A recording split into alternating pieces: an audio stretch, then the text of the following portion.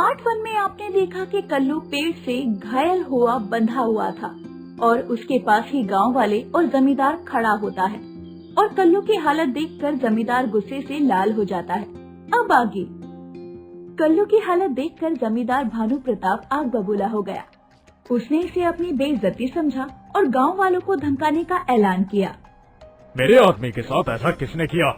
अब इन गांव वालों को ऐसा सबक सिखाऊंगा कि कोई दोबारा मेरे खिलाफ खड़ा होने की हिम्मत भी नहीं करेगा। कल से सबका कर 2 गुना कर दो और जो नहीं देगा उसका घर जला दो। मालिक, ये शक्तिमान का काम है, गांव वालों में उसके कारण हिम्मत आ गई है। शक्तिमान, मैं उसे खत्म कर दूंगा और कल्लू अपनी बेइज्जती का बदला लेने के लिए तैयार हो जा। गांव वालों को सबक सिखाना है। ठीक है जमींदार साहब, लेकिन वो शक्तिमान बहुत ताकतवर है। कल्लू, तुमने मार खाई है ना, इसलिए ऐसा बोल रहे हो। कुछ दिन आराम करो, तब तक मैं इन गांव वालों को सही करता हूँ। दूसरी ओर गांव वाले अब शक्तिमान पर विश्वास करने लगे थे। उन्हें लगने लगा था कि अब कोई है जो उनकी मदद कर सकता है। ये देखते हुए अर्जुन ने गांव वालों को इकट्ठा करके जमींदार का सामना करने की योजना बनाई। जमींदार को हराने का एक ही तरीका है और वो है एकजुट होना। जब तक हम बटे रहेंगे वो हम पर अत्याचार करता रहेगा। अर्जुन बेटा, अब तो लगता है इन गांव वालों को बदलने का वक्त आ गया है, लेकिन अगर हम साथ नहीं आए तो जमींदार हमें खत्म कर देगा। काका, इसलिए हम सबको एकता बना कर रखनी होगी। हम सब तुम्हारे साथ हैं अर्जुन भैया, जमींदार को अच्छे से सबक सिखाइए। ये हुई ना बात, अब हमें कोई नहीं हरा सकता। इसी बीच जमींदार हवेली में अपने आदमियों के सामने एक गरीब मजदूर को पीट रहा था। वो अपनी ताकत दिखाने के लिए उसकी गर्दन पर पैर रखता है और उसके साथ बदसलूकी करता है। मालिक, रहम करो, मैं तो पहले ही कर अदा कर चुका हूँ। मेरी पत्नी मेरा इंतजार कर रही होगी, मुझे जाने दो, उसे मेरी जरूरत है। मालिक। रहम? तूने रहम की बात की? मुझे तेरी फिक्र है। मैं तो तुझे ऐसा सबक सिखाऊंगा कि बाकी गांव वाले मेरी ताकत देखकर मेरा नाम से खौफ खाएंगे। मालिक, मेरी जान बख्श दो, मैं आगे से कुछ नहीं बोलूंगा। चुप। तेरा यही हवेली में पोछा लगाते लगाते और मेरे जूतों पर नाक रगड़ते रगड़ते हुई अंत होगा, समझा? जब तक मैं जिंदा हूँ कोई मेरे खिलाफ खड़ा नहीं हो सकता। भानु प्रताप मजदूर की गर्दन पर और जोर से पैर रखते हुए वहाँ से चला जाता है और वो मजदूर बस रोता ही रह जाता है। उधर गांव के बीच एक पागल औरत गीता इधर उधर घूम रही थी। उसका मानसिक संतुलन बिगड़ चुका था। अर्जुन उसे देखता है और उसकी हालत देखकर दुखी होकर हरिया से कहता है, काका, ये महिला कौन है? इसे क्या हुआ है? बेटा, ये गीता है।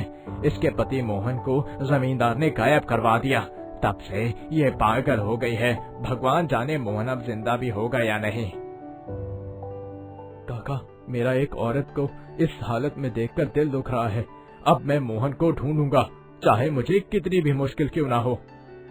अब अर्जुन ने गीता के पति मोहन को ढूंढने की ठान ली। वहीं दूसरी ओर रामलाल जमींदार को बताता है कि गांव का हरिया अर्जुन की मदद कर रहा है। इस बात से जमींदार गुस्से में हरिया को सबक सिखाने के लिए और गांव वालों से अपनी बेइज्जती का बदला लेने के लिए कल्लू और भूरा को हरिया को पीटने का हुक्म देता है। हरिया, अब तेरा वक्त खत्म हो गया है। तू उस कल के आए लड़के के लिए जमींदार से बगावत कर रहा है। तुम मुझे मार सकते हो, लेकिन सच को दबा नहीं सकते। मैं हमेशा अर्जुन का साथ दूंगा, चाहे कुछ भी हो। चल, तो पहले तेरी हड्डियां तोड़ते हैं, फिर सच का भी इंतजाम कर लेंगे। बहुत चर्बी आ गई है तेरे अंदर। अब पूरे परिवार के सामने हरिया को गांव के बीच दौड़ा दौड़ा कर पीटा गया और दूसरी ओर अर्जुन मोहन की तलाश कर रहा था। लेकिन अगली सुबह कल्लू और भूरा को पेड़ से उल्टा लटके देखकर जमींदार भानु प्रताप बौखला गया।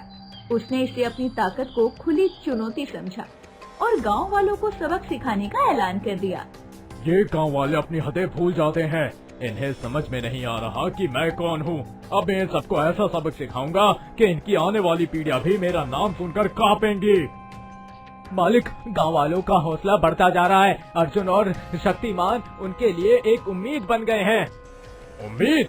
मैं उस उम्मीद को खुद अपने पैरों तले कुचल दूंगा। कल्लू, भूरा, जाओ और गांव के सबसे बाकी घरों को तोड़ दो, उनके सामान को आग लगा दो और हर किसी को कह दो कि अगर कोई भी जमींदार का विरोध करेगा तो उसका यही अंजाम होगा। लेकिन मालिक शक्तिमान, चुप। शक्तिमान का डर मेरे आदमियों में नहीं चलेगा। जाओ और काम शुरू करो। अगर कोई भी बीच में आएगा तो उसे वहीं खत्म कर देना। कल्लू और भूरा ने गांव में तोड़फोड़ शुरू कर दी। उन्होंने हरिया के घर पर हमला किया और उसका सामान बाहर फेंक दिया। कई और गरीब परिवारों के घर जलाए गए। गांव में चारों तरफ चीख पुकार मच गई थी। गांव वाले डरे सहमे हुए थे। देखा, शक्तिमान फिर से आ गया। अब जमींदार के दिन पूरे हो गए हैं, इसलिए ये डरकर हमारे ऊपर इतना अत्याचार कर रहा है।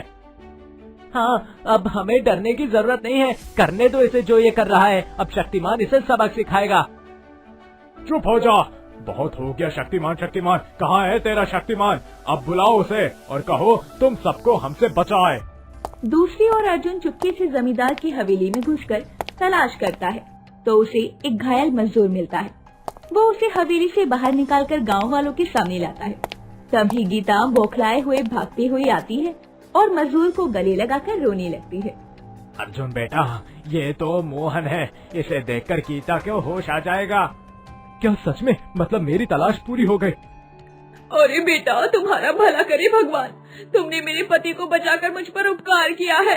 अर्जुन बेटा, तुम सच में गांव वालों के लिए फरिश्ते से कम नहीं हो। नहीं काका, मैं कोई फरिश्ता नहीं हूँ, लेकिन अब हमें गांव वालों को एकजुट करके जमींदार का अंत करना होगा। इससे अच्छा मौका हमको दोबारा नहीं मिलेगा। हाँ बेटा, वैसे भी जमींदार ने आज जो इन पर अत्याचार किया है, उससे उसने अपनी हार निश्चित कर ली है। मोहन की वापसी ने गांव वालों को और ज्यादा मजबूत कर दिया था। सबने मिलकर जमींदार के खिलाफ आवाज उठाई और जमींदार के आदमियों की पिटाई शुरू कर दी और कल्लू और भूरा को पकड़कर पेड़ से बांधकर खूब पीटा। और दबाव बढ़ता देखकर जमींदार डर गया। उसने गांव वालों को अपनी संपत्ति देने का लालच दिया।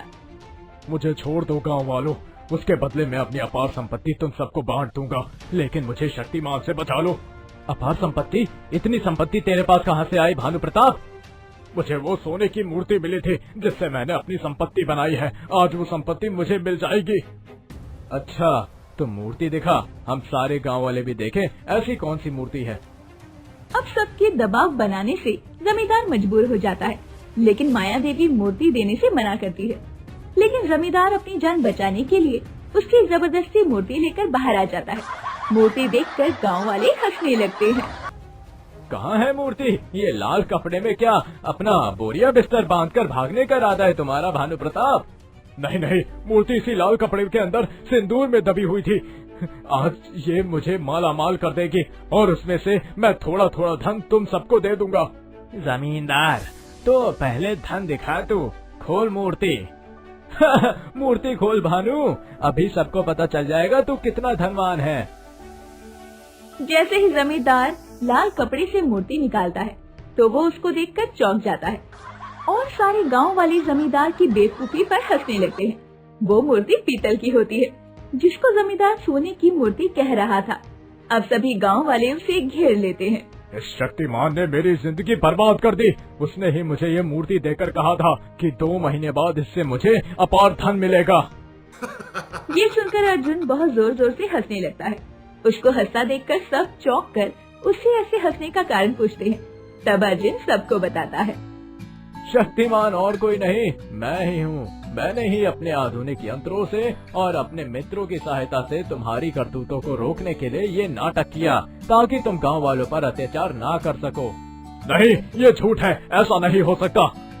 अर्जुन सही कह रहा है भानु प्रताप, अब तुम्हारा अत्याचार खत्म हो चुका है, समझे? अर्जुन की सच्चाई जानने के बाद गांव वालों ने जमींदार को घेर लिया और उसे गांव से बाहर निकाल दिया। अब गांव में खुशी की लहर दौड़ गई। गीता ने अपने पति मोहन को वापस पाकर अपनी पागल अवस्था से छुटकारा पाया और हरिया को अर्जुन जैसा बेटा मिल गया।